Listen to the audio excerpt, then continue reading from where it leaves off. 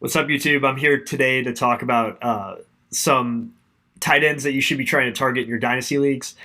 Specifically, if you have deeper rosters, if you have like 10 to 12 men benches, these guys probably will not impact your team significantly. But if you have deeper rosters, these players can definitely add a lot of value to your team. We're just trying to find the next David Njoku, as you can see here, alpha top five tight end in dynasty, the boy. So yeah, we're just trying to find some deeper stashes at tight end right now and position your team for the future. So here are all the rookie tight ends who have played significant snaps in 2022, and there's one that definitely stands out. And that's the boy Chigoziem Okonkwo. Not sure if I said that right. But yeah, his underlying metrics look amazing, actually. 0.25 targets per route run. That's an insane share. And his yards per route run, 2.59. Granted, this is on a very small sample. He's only been running about 7 routes a game. But Austin Hooper, the tight end in front of him, is a free agent this offseason. He has flashed a lot, and his route participation has been increasing week over week. So he is definitely worth a stash. Fourth round rookie out of Maryland. Very athletic, undersized for sure. He is not a typical tight end build, but that's why it is important, as you see over here on the right. He is playing 57% snaps in the slot or out wide. So they're basically using him as a big receiver, which is what you want at tight end, really. You don't care if they're a good blocker at all. So that size actually is kind of doing some favors in fantasy football. He also has a very good PFF grade. And I just use that basically as like a control for scouting and see if they're actually good at football so they can be on the field. Obviously, PFF grades aren't perfect, but it is better than nothing. A few other, obviously, Jake Ferguson also looks very interesting. Also, kind of a limited sample, 7.6 routes per game. And he is definitely blocking more, 68% of the time he's running a route. So he's actually pass blocking. And that's mainly, I believe, because Dalton Schultz is in front of him. But Dalton Schultz is also on an expiring contract. The Cowboys have kind of made it pretty clear they don't plan on bringing him back with the drafting of Jake Ferguson and the signing of Peyton Hendershot. And both are playing a significant amount. So I think it's very likely that Dalton Schultz is not back in 2023, which paves the way for Jake Ferguson, who has been very good in a limited sample this year. Concerning thing about him, 4.4 average depth of target. You would like to see that a little higher. But yeah, he looks pretty good. And I'll talk about him a little bit later. Isaiah Likely is looking pretty good. James Mitchell is looking decent on very limited snaps so far, so we'll have to wait and see with him. Bellinger and Dolchich have looked pretty good, and Jelani Woods is actually having a very good game right now. His data is not in it because I am filming my Sunday night or during the Sunday night football game, so his data is not in it, but he's having a very good game as we speak. Trey McBride has been kind of a bust. I would not be trying to buy low on him as of now. We'll have to see more, but so far, not so good for Trey McBride. So here are the 2022 tight ends. On the bottom, we have targets per out run, and on the left, we have yards per out run. And then the regression is running through all tight ends who have ran I believe it's 10 routes per game and have a PFF grade above 60. So basically, the only tight ends you are really considering in fantasy football to begin with. So as you can see, Jake Ferguson pretty high up on the graph. You want to be in the top right corner. The elite of elite, Travis Kelce and Mark Andrews are up here. Kyle Pitts also up in the right. And then you got names like Dallas Goedert and David Njoku, T.J. Hawkinson, etc. So you want to be in this area. These are where good dynasty tight ends are at. And you see a few names that stand out. The one that stands out for me is Noah Fant. Obviously, not having a very good year with the Seahawks. Has been much better with the Broncos in the past. But I'm going to talk about him a little bit later. I think he is a buy low target as well. But main point here, Jake Ferguson, very good, almost in this elite tight end tier already on limited sample. And then you can see Chigoziem Okonkwo has been elite on his very, very small sample size. So hopefully he gets a bigger role going forward, and I think he will. Next here is Jake Ferguson. His main selling point, other than that he's been pretty good on a limited sample size, is that Dalton Schultz is a free agent. I think I already said this before. I think it's pretty clear that the Cowboys don't intend on paying up for him. So we'll see. I think there's a very good chance he is not back in Dallas next year, which paves the way for Jake Ferguson to get more snaps, which will likely mean more volume, and it will just depend on if he can maintain his pretty good efficiency so far. So I think he is worth a stash considering his price. So yeah, here are the routes run by week. As you can see, Okonkwo has been earning a bigger role as the season progresses, similar to how the Titans have been using Treylon Burks. Very intriguing, and I'm trying to add him everywhere I can, just based on his price and how well he has been playing on just limited sample. But as you can see, I mean, he's becoming more and more viable. You saw I think he had 3 catches this last week. Definitely somebody to keep an eye on. Ferguson's been all over the place. I think mainly this is dependent on when Dalton Schultz has been healthy or not. It's whatever. He's not the starting tight end. He's not going to be the starting tight end this year. This is a 2023 play for sure.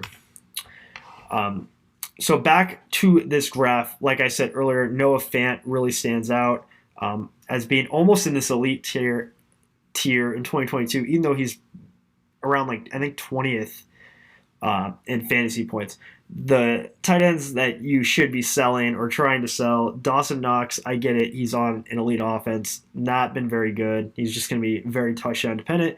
And actually, Cole Kmet, after a very good 2021, he has not been good. He's ran hot with touchdowns after not scoring any last year. He, in my opinion, is a big sell. So yeah, the curious case of Noah Fant, obviously first-round tight end out of Iowa. The narrative has been for years, it's wait till Noah Fant gets a quarterback. We thought that was going to be the case this year with Russ coming to Denver. He was actually involved in that trade, so we get sent to Seattle. Dynasty value falls a lot, and then he hasn't been very good this year. But actually, his efficiency, yards per route run, is in line with where it's been the rest of his career. And he's been a fairly decent dynasty tight end, or fantasy tight end. He's been around 12, I believe. He's very athletic, has been playing in low volume offenses his entire career, and now he's in a good offense, and for whatever reason, he's only running 20 routes a game, which is a career low. So I don't actually expect that to change next year. I think this is a 2024 play. I think this is a year out when he becomes a free agent, but I think he just turned 25. He's young, he's athletic, and he's cheap. I think he is a very good option to add as a depth piece at tight end. In line with that, I got Mike Gesicki. I think this is a 2023 play, so next season he has been a top 12 tight end twice, including last year where he only scored 2 touchdowns. He earns a lot of targets. And the reason Mike Gesicki is so valuable is he is a big receiver. He plays in the slot and out wide a lot. He only played last year, as you can see, in line 7.4% of the time. So he's a big receiver. That's what you want at tight end. And this year he has not been doing that as much. You see his pass block rate jumping from 2% to 6.5%. He's running in the slot about 10% less this season, and he's running out wide about 11% less this season. And you see a 21% increase in inline, which he is not as effective inline, just based on his size and his athletic profile. So I don't blame Mike McDaniel. If I was coaching there, I'd be trying to give Tyreek Hill and Jalen Waddle the ball as much as possible. But schematically, Mike Gesicki is not a good fit for the Dolphins. It just hasn't been a good match, but he is a free agent next year. He already signed his. He already was franchise tagged once, so I am hoping he goes to a better offense who uses him out wide or in the slot, which will return a lot of fantasy value almost immediately. The whole narrative around Mike Gesicki, similar to Noah Fant, was pretty horrid quarterback play. He was the last few years for the Dolphins have been really rough.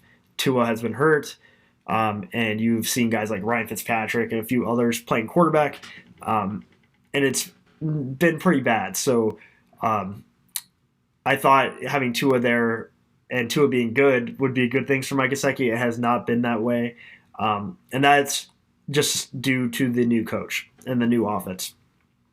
So I'm expecting him to sign somewhere next year, and I think he can return a lot of dynasty value for next season if you buy him now. So here I have on the left, I have the keep trade cut value, and then on the bottom I have the targets per route run. So yeah, you can see a few people overvalued. Obviously, Cole Kmet and Dawson Knox look very overvalued. But I will say it's kind of hard to see if people are overvalued just because tight ends are so scarce. There's not very many good elite tight ends. So it looks like Mark Andrews, Travis Kelce, TJ Hawkinson, Goddard, Kittle are overvalued when in reality that's not really the case. George Kittle looks like a screaming sell being this far left, and I actually don't think that's the case because George Kittle never has earned a ton of targets. George Kittle is a yak god. So he's kind of an outlier, and he's been an outlier his whole career. So this isn't really that concerning. But for people like Knox and Kmet who are not that, this is slightly concerning. Everybody else is pretty close to the line. Seems fine, but where I think this is more valuable is people below the line. So specifically in this bottom right quadrant. So as you can see, once again, Okonkwo, very low, looking like an elite option at tight end in the future if he can earn that starting tight end position. And he's extremely cheap. Ferguson also in that same boat. Noah Fant also looking interesting, slightly below the line. Obviously not as attractive as the other two, but still a pretty viable option. Mike Gesicki actually didn't make this cut just because he hasn't had a good enough PFF grade this year. So something to keep in note, that does not come without risk. The last guy I want to talk about is Albert O. So this is 2021, and as you can see, he's up in the quadrant next to Waller, Andrews, Gronk, Kittle, Kelce, Goddard, and Pitts. Pretty incredible season that he had last year, only running about 10 routes per game. He was expected to be the starter this year when Noah Fant got traded away. Never really got an opportunity for whatever reason. I don't know what the case was. The new coaching staff drafted Dolchich in the 3rd round and never really gave Albert O a chance. So the reason I'm willing to invest in Albert O is he has shown he's good when he's played, limited amount. And he's tight end 41 on keep trade cut, so extremely cheap. You can get him as like a throw-in on a deal probably at this point. And I think in 2024 when he becomes a free agent, joins a new offense, you might be able to see a huge jump in value if he is indeed good. I think this is a asymmetric risk opportunity, just no real risk. You're getting him as a throw-in, and I think he could be a top 12 tight end if he plays all the time, and he's actually good. So I think it's definitely worth the little you are going to pay for him. So yeah, those are the top 5. So quick recap. Okonkwo, Ferguson, Gesicki, Fant, and Alberto. Those are my buy low candidates to set up your dynasty teams. I think a lot of those fit in as tight end 2s and tight end 3s, depending on how good they are. I like to have about 1 or 2 solid tight ends, and then I like to sprinkle in a few others that I think have high upside. So a lot of those guys fit the bill. I'd be trying to acquire all these guys if possible, especially considering their cost. Yeah, if you made this far, please leave a like. I'm trying to grow this channel, just starting out. Um, and feel free to subscribe. Yeah, thanks so much. See you in the next one.